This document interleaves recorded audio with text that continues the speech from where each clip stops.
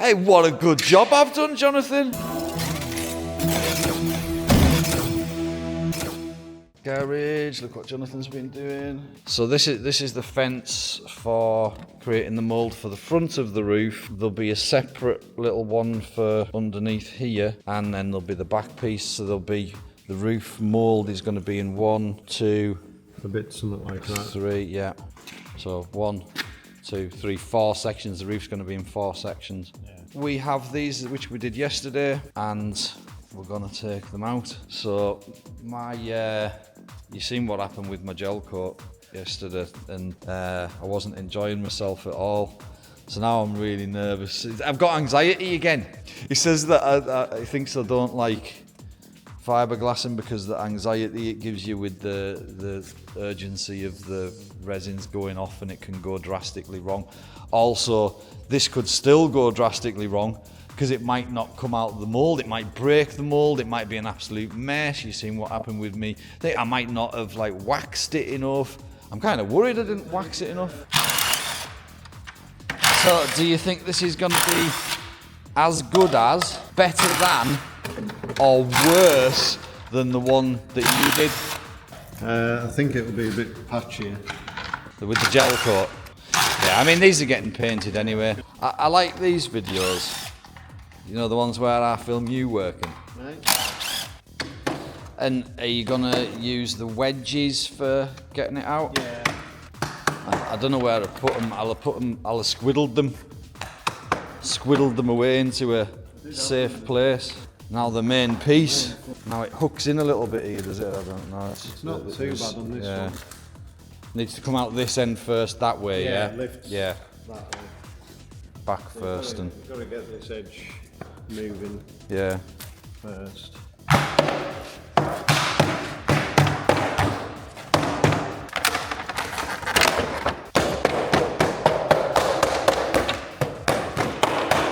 Yeah, if you get a wedge in and then do another one.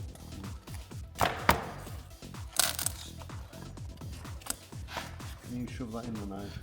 Yep. Pull it apart.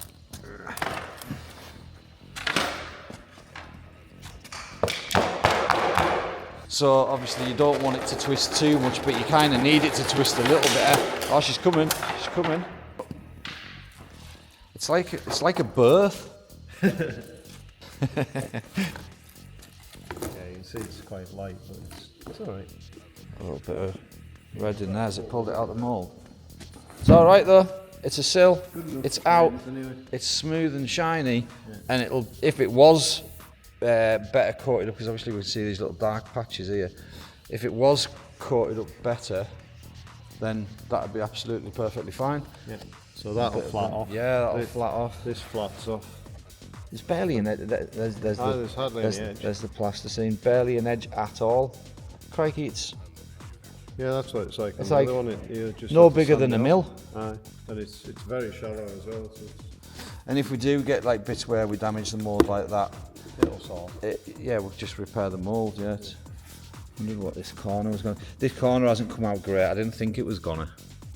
It's tricky to get in there, but yeah, it's not too bad. No, it was tricky. It's making sure the gel coat gets into the corner before you put the rest on. Really. Do you know what? It wasn't that. It is in, but that corner of the mould isn't great. What we need to do is prep that corner before we put it together, because you can't get in it. So there's a little bit of work in the corner of the mould needs doing. But I knew it was going to be like that because it was manky inside. So even like waxing, I think we should wax that corner before we put it together. Yeah, see that there. Yeah, see it. Yeah, a couple of little voids. Yeah. So that needs sorted. But and I think, you know, to keep the shine and everything, if we prepped that corner before we put the mould together, it wouldn't be a problem. There's no way I was getting wax in there and rubbing it out of there as well and getting it polished. It was too tight. Yeah. Even like, you know, just prep them all separate, at least one coat of wax at least, but they'll get a build up of wax as well, won't they? So I don't think it got any on that bit, did it? So it'd be just what was done last time. Hey, what a good job I've done, Jonathan. Well, we've done. I was worried about my bit. Right, yeah. That should flat back to this face. Yeah, okay. That's why I put extra gel I in there. see. Cool, right, another one. It's not perfect, but it's pretty straight. It has got a bit of a spot there, but the door gets trimmed further down, does it? Slightly further down? Or is that right at the edge? No, that should be right now. Yeah, there's a slight... It'll be trimmed off by here. There is a slight bend in it, so we might have to straighten that out before we... Right, you'd think this would be easier, but it hasn't got any bolted bits, has it, apart from that bottom bit? It's not normally hard enough to crack it when it's enough. Oh, you're not going to crack it, hitting it with a rubber hammer like that. Do you want to maybe take it off there, because it's a really annoying... We'll do it on the floor. Yeah, because it moves about all over that.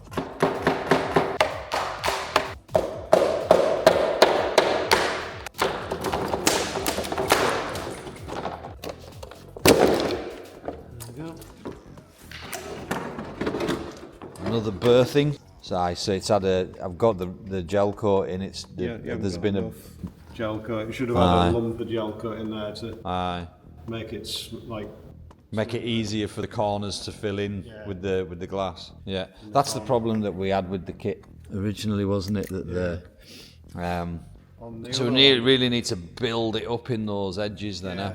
On the one I didn't get much of that. I got a little bit along here, but not big bits.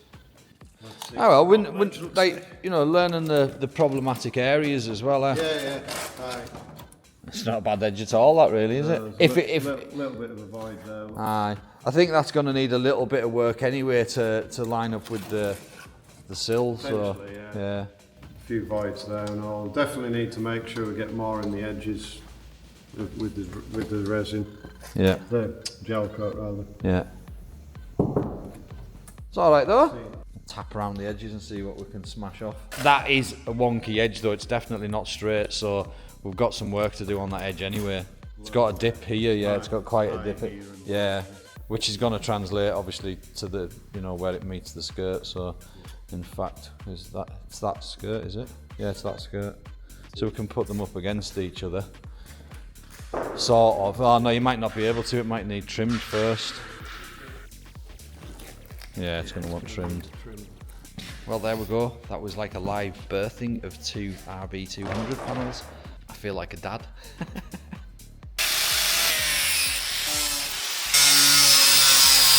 Right, so a bit of a square up in the middle there. The ends look.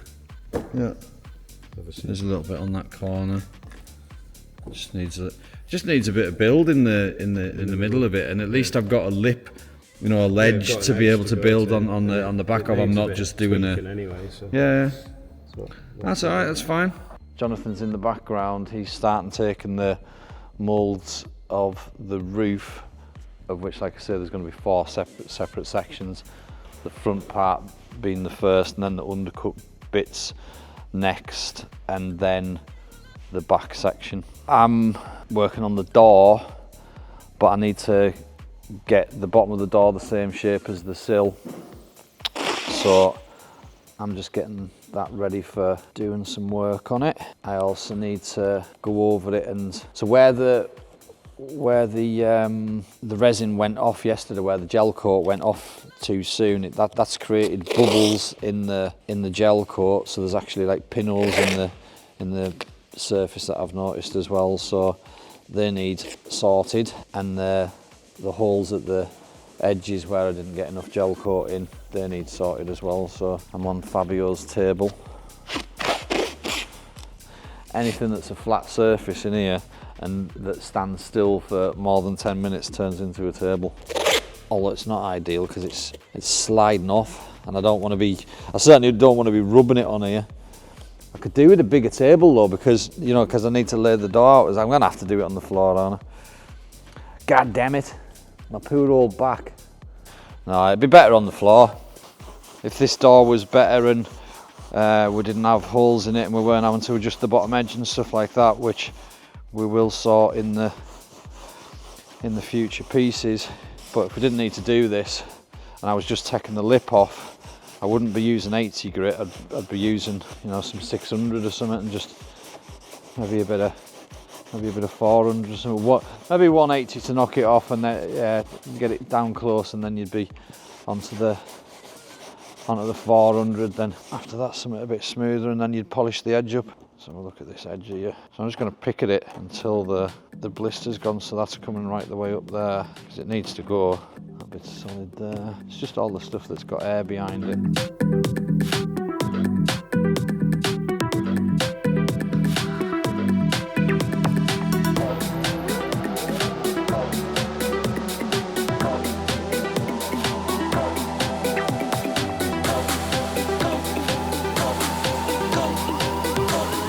So what I've done there is I've just obviously got the edge sitting at a similar height, and then used the tape to pull the door towards the bottom lip so that it's touching there and it's touching there, and that now gives me a gap there, which I'm now going to fill in with filler. In that process, it'll repair the repairs along the bottom of the door that need doing, and it'll fill in the gap, but it'll be a sealed gap.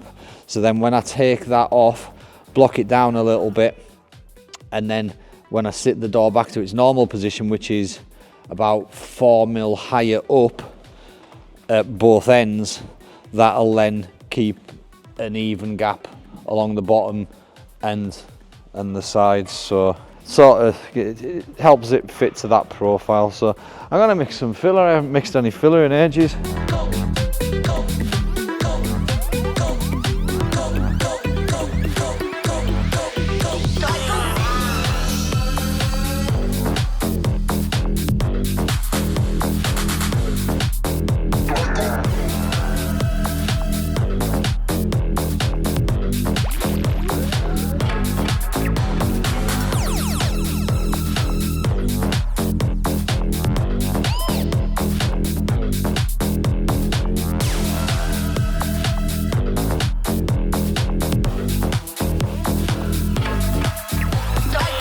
Right, so I'll just show you a quick video of where we're up to. I'm having to head off now a bit early for a Monday really, but I've got some jobs to do, some tattooing machines that I've got a couple I've got to build, and one that I need to post out, so I need to get away. Door is now all shaped up, all the defects on the edges are sorted, and that's not it sat in right, but it's hard to tell, but it's sitting a lot better. I still need to take the corners off a little bit, but I want to do that when it's on the car. So I will be out here tomorrow for a bit, and I've got some time later in the week as well. So Jonathan's got the gel coat on the roof, and he's going to continue on making the mould for the roof. So I need to order some more stuff. I need more paint brushes and bits and pieces. Yeah, but you can see it's going cloudy now. That's where we're at. So I said that a few times, but we are getting there. So yeah, that's me heading home. I'm sure this is a video because it's been like 3 days or something, and I will be here for several points this week to get moved on with whatever else we're doing. So thanks for watching, thanks for pressing buttons, subscribing, comments. Colin Films, that's the guy. I think it's Collins Films, that's the guy who keeps on commenting, and we've been in discussions about motors and all sorts. So we shall see you next time. Say bye, Jonathan. They can't hear you because I've got my mic on. Say it loud. Bye. See you later, guys.